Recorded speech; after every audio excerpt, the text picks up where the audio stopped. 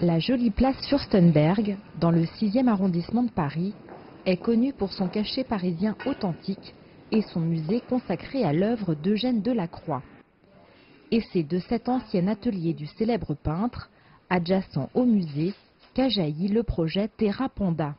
En janvier, un accord-cadre a été signé au Grand Palais du Peuple à Pékin, en présence du ministre français des Affaires étrangères et européennes Jean-Yves Le Drian, du ministre de l'Économie et des Finances Bruno Le Maire et du ministre chinois du Commerce Zhong Shan.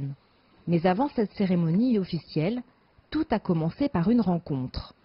Celle du président de Dérol, Louis-Albert Debreuil, que l'on surnomme le prince jardinier, et de Mao Tirong, patron de la société de mode Mixmind et du réseau de librairies Concept Store Fangsuo Commune.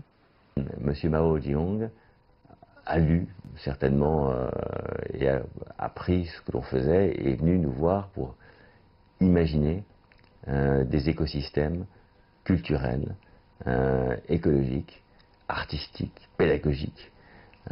Et étant très présent au Sichuan, avec cette très bel espace à Chengdu, cette bibliothèque de près de 6000 m², qui a été élue la plus belle librairie au monde, il est venu nous voir en nous disant: est-ce qu'on ne pourrait pas réfléchir à la façon de créer un écosystème un peu similaire au vôtre?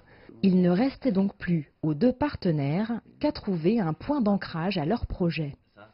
Et donc on a rencontré effectivement les autorités du Sichuan, et au bout d'un certain temps, on nous a demandé de réaliser un projet qui croiserait nature, art, éducation à travers ce concept que l'on porte, qui est ce qu'on appelle les écosystèmes interconnectés, transversaux.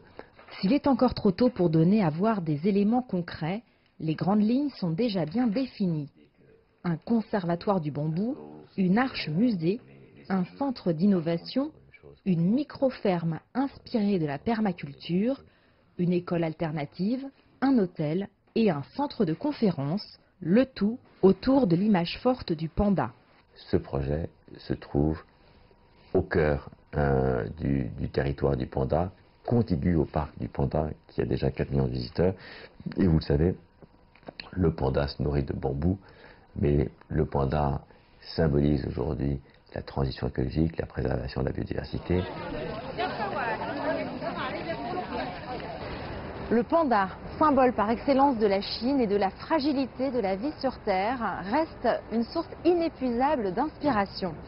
Gageons que la rencontre du terroir sichuanais et de son animal fétiche avec la trinité art, nature, éducation mettra en valeur le meilleur de la coopération entre la France et la Chine.